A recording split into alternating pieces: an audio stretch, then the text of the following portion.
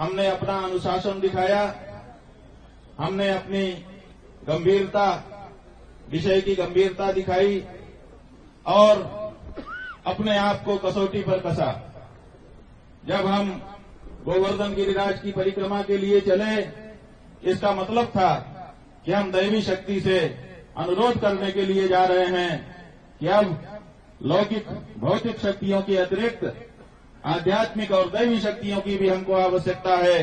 गोवर्धन गिरिराज कृपया गौ रक्षा के लिए हमको दैवी शक्ति से संपन्न करें। और वहां से पैदल नंगे पांव चलकर दिल्ली आए और उस स्थान में जा रहे हैं जिस स्थान में कभी गौ भक्तों के ऊपर गोली चलाई गई थी। इसका मतलब है कि हम उनके बलिदान से बहुत बड़ी प्रेरणा और बल, उन्हीं के जैसा बलिदान अगर करना पड़े तो उसके लिए भी तैयारी के लिए उनके पास हम जा रहे हैं। अगर आवश्यकता पड़ेगी तो अब की बार जब हम संसद घेरेंगे तब संसद का एक कोना नहीं, अगर गोली चलेगी तो आपको चारों तरफ संसद भवन के गोली चलानी पड़ेगी और चारों तरफ हम गौभक्त हिंदुओं की छातियां आपकी गोली का सामना करने के लिए तैयार दिखाई देंगी। इसका हम आपको वचन देते हैं। ये देश गौ भक्तों का है, ये देश हम हिंदुओं का है और इसीलिए इस देश का एक नाम हिंदुस्तान है। ये बताता है कि ये देश हमारा है, हिंदुओं का स्थान है, ये किसी और का स्थान नहीं हो सकता है। और इसीलिए यहां पर जो भी कानून बनेगा, यहां पर जो भी प्रवृत्ति होगी, वो हम हिंदुओं के विरुद्ध नहीं होनी चाहिए, हम हिंदुओं के अनुसार की होनी चाहिए। गौ हत्या हम हिंदुओं की भावनाओं के बिल्कुल विरुद्ध है। कोई भी हिंदू जो अपने आप को हिंदू कहता है वो किसी हालत में न तो गौ हत्या कर सकता है, न गौ हत्या की सोच सकता है और न गौ हत्यारों का साथ दे सकता है। हम ये घोषणा करना चाहेंगे, कमा रहा है जो व्यक्ति गौ हत्यारों का समर्थन कर रहा है वो छोड़ दे ये कहना कि मैं हिंदू हूं, वो हिंदू नहीं हो सकता। गौ माता की रक्षा करने वाली जो जाति है उसी जाति को हिंदू शब्द से नवाजा जा सकता है, प्रशंसा की जा सकती है, पहचाना जा सकता है। गौ हत्या से किसी भी रूप से जुड़ा जो व्यक्ति है, जो समाज है, वो अपने आप को कृपया हिंदू कहना छोड़े और हिंदुओं को भी इस बारे में सजग होने की आवश्यकता है। और इसीलिए हमने ये कहा है कि ये गौ रक्षा का, गौ प्रतिष्ठा का आंदोलन अब चालू हो गया है। आने के बाद जब तक संकल्प पूरा ना हो जाए तब तक के लिए ये यज्ञ, गौ प्रतिष्ठा का यज्ञ निरंतर जारी रहेगा।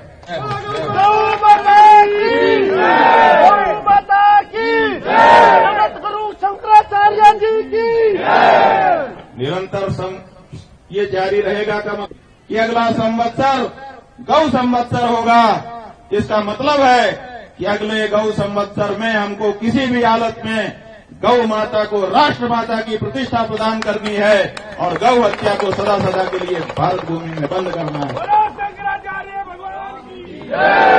इसी एक वर्ष में इस बारे में अंतिम निर्णय करा लेना है और इसलिए सबको कमर कस लेने की आवश्यकता है। आप सबके साथ खड़े होकर के आपका शंकराचार्य, क्योंकि फेसबुकिया जो हिंदू हैं, जब शंकराचार्य जी कोई धर्म सम्मत बात कहते हैं तो ये फेसबुकिया हिंदू उन्हीं के ऊपर प्रश्न उठाने लग जाते हैं, जिन्होंने न तो धर्मशास्त्रों का भी कभी अध्ययन किया, न धर्मशास्त्र के अनुसार अपना जीवन आगे बढ़ाया, न उनकी कोई पहचान है। ये प्रश्न उठाने लगते हैं शंकराचार्यों के ऊपर, धर्माचार्यों के ऊपर। बंधुओं, हम आपको बताना चाहेंगे कि राजनीति हिंदू की हो अच्छी बात है, राजनीतिक रूप से भी हिंदुओं को सबल होना चाहिए, इसमें कोई गड़बड़ बात नहीं है। हमारा राजनीतिक पुनर्जागरण वो भी हमारे लिए आवश्यक है। लेकिन बंधुओं, अगर केवल राजनीता पर हम अपने धर्म को टिका करके खड़ा कर देंगे तो राजनेता जिस समय पराजित होगा उसी समय हमारा हिंदुत्व भी पराजित हो जाएगा।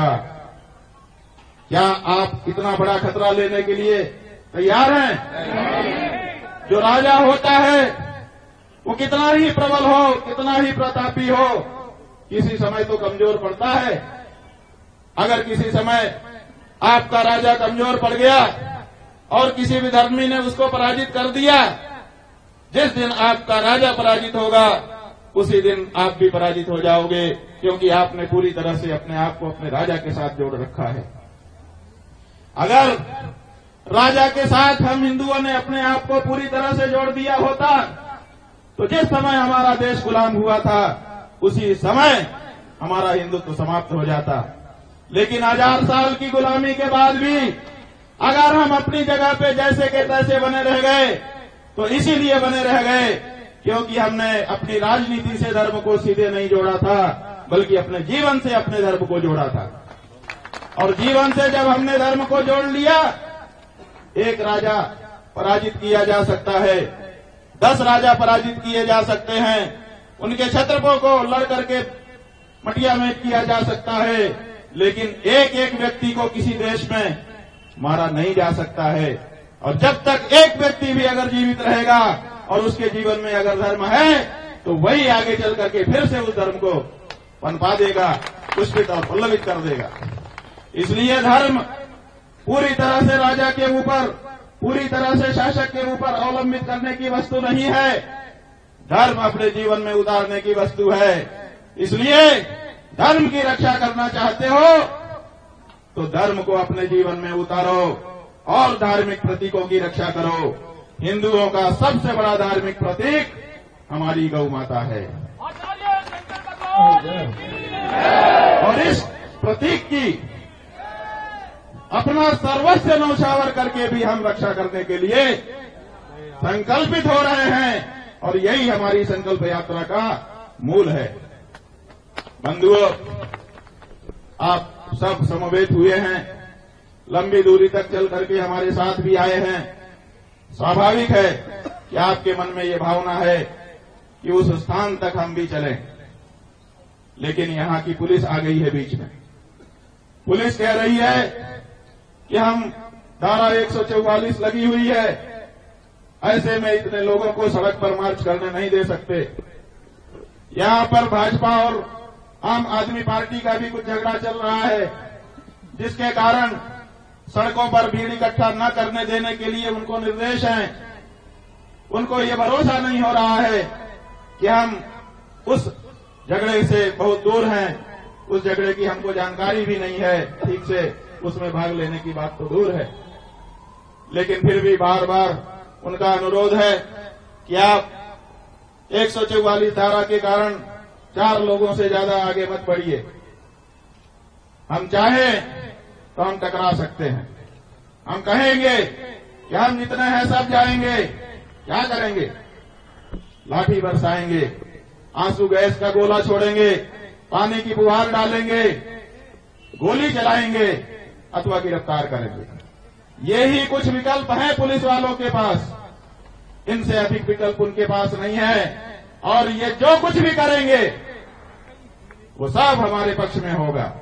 कोई भी आप कोई भी कदम उठाएंगे हमारे विरुद्ध वो हमारे पक्ष में होगा, लेकिन अभी वो समय नहीं आया ऐसा हम समझते हैं। हम आएंगे दिल्ली, बहुत जल्दी आएंगे, तारीख भी बता करके पहले से घोषित करके आएंगे, लाखों की संख्या में आएंगे, संसद को घेरेंगे और उस समय आप कोई भी धारा लागू कर लो, हम वहां तक पहुंचेंगे, ये तय है। लेकिन आज नहीं, इसीलिए आज के लिए आप सब लोगों के ऊपर पूरा भरोसा मांगते हुए हमने आपकी तरफ से प्रशासन को सूचित कर दिया है कि हम जो हमारे प्रमुख लोग हैं जिनके साथ गुच्छा बना हुआ है, आप सब समवेत हुए हैं। हर गुच्छे से एक एक व्यक्ति लेकर के लगभग 15 से 20 लोग हम जाएंगे और आपको उतने लोगों को अनुमति देनी होगी। तो इसके लिए प्रशासन तैयार हो गया है। तो हम 20 लोगों को चुन रहे हैं। उन 20 पर आप लोग अपनी श्रद्धा रखिए। वो 20 लोग वहां पहुंच करके आपके संकल्प को ताजा करेंगे और वहां से संकल्प लेकर हम यहां से पैदल जाएंगे, वहां संकल्प लेंगे और संकल्प लेकर के फिर यहीं आ रहे हैं। 11 बज जाए, 12 बज जाए, 1 बज जाए, 2 बज जाए, जब भी 2 बजे का समय आपको बताया गया है, हम यहां पर 2 बजे तक आ जाएंगे। फिर एक बार हम लोग चर्चा करेंगे, आगे की रणनीति बनाएंगे। आप लोग तो आज ही अपने अपने स्थान को जा सकते हैं। हम अभी दिल्ली रुकेंगे। कल दोपहर में, जैसी कि 1.5 महीने पहले हमने घोषणा कर रखी थी, सब पार्टियों को मौका दिया था कि आप अपने आप को भाई पार्टी के रूप में पंजीकृत करा लीजिए गौ भक्तों के सामने, लेकिन पार्टियों ने ज्यादा रुचि उसमें नहीं ली है। इसका मतलब है कि अभी आप और हम गौ भक्तों को उन्होंने बहुत महत्व नहीं दिया है। उपेक्षा करके वो ये बताना चाहते हैं कि हमारे लिए तुम्हारा कोई महत्व नहीं है, करते रहो तुम भाई की सूची जारी, करते रहो तुम कसाई की सूची जारी। तो ये भाई और कसाई की सूची जारी करने का जो प्रण हमने पहले लिया था, कल दोपहर में प्रेस वार्ता करके भाई पार्टियों की सूची और कसाई पार्टियों की सूची हम जारी करेंगे। ये जारी होने के बाद आप सबको अपने अपने क्षेत्र में लग जाना है। अब की बार जो मतदान होना है भारत देश में हिंदुओं के द्वारा, वो किसी भी हालत में गाय माता को मिलना चाहिए, गाय के हत्यारों को नहीं मिलना चाहिए।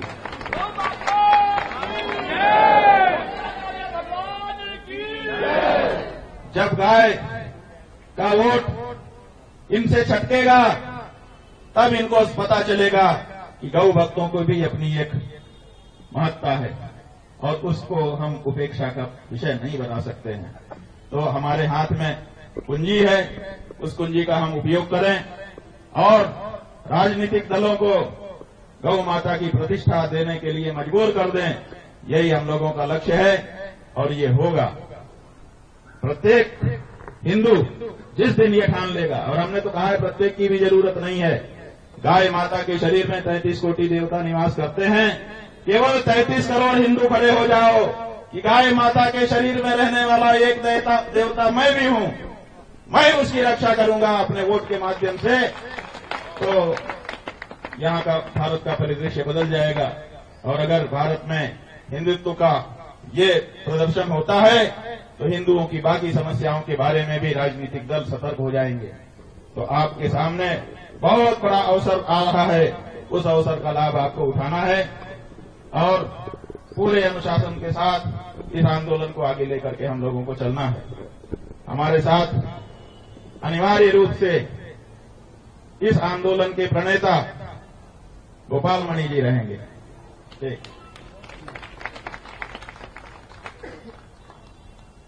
वृंदावन से चल करके आ रहे हमारे हर्षानंद जी वो रहेंगे। पूरी यात्रा का संयोजन करने वाले विकास पाटनी रहेंगे। 3 हुए। बाबूलाल जांगड़ जी, इनके साथ जो जो लोग हैं हाथ उठाइए।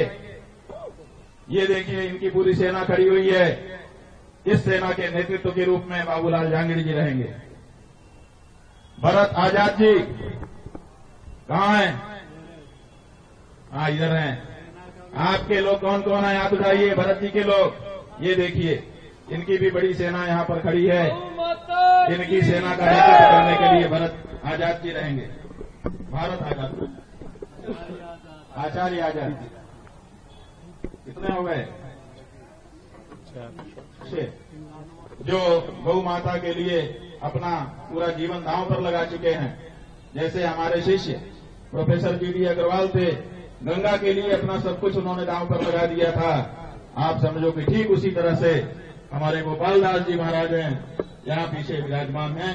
वो लद्दाख में इस समय जो आंदोलन चल रहा है, वांगचुक, वहां पर बैठे हुए हैं हजारों लोगों के साथ। उनकी भी सुनवाई नहीं हो रही है। सरकार ऐसा नहीं है कि केवल गौ माता के लोगों की उपेक्षा कर रही है। कोई भी कुछ कहे, सरकार सबकी उपेक्षा करती चली जा रही है। वो व्यक्ति आमरण अनशन पर बैठा हुआ है और उसकी कोई सुनवाई नहीं हो रही है, जबकि वो लद्दाख की प्रकृति को बचाने के लिए वहां पर बैठा हुआ है। तो वहां के आंदोलन से, आपके गौ माता के आंदोलन के लिए अपना समर्थन व्यक्त करने के लिए वो भी आए हुए हैं, वो भी हमारे साथ रहेंगे। साथ हो गए। गुजरात से, पूरे गुजरात में गौ माता की जो यात्राएं हम लोग चला रहे हैं, उसको जगह जगह पर निकलवा करके जगह जगह पर माहौल खड़ा करने वाले श्री किशोर भाई दवे और गार्गी पंडित जी यहां पर आई हुई हैं। वो दोनों हमारे साथ रहेंगे। कितने हो गए? और दिल्ली एनसीआर, हाँ, ये प्रधान संघ है। और कौन? ये राजस्थान प्रदेश से, नागौर से, वीरभूमि नागौर से आने और संतों को तैयार कर रहे हैं, ये हमारे साथ रहेंगे। उसके बाद हिंदू महासभा के श्री देवेंद्र पांडे जी, जो गोरक्षा दल समझ रहे हो कि हम जाना चाहिए, गोरक्षा दल, ये हमारे ब्रह्मचारी नवीन जी और एक ब्रह्मचारी अखिलेश जी, इन दोनों ने दौड़ दौड़ करके हम लोगों के साथ आशीर्वाद के रूप में रमेश उपाध्याय जी, पंडित गिरीश चंद्र तिवारी जी,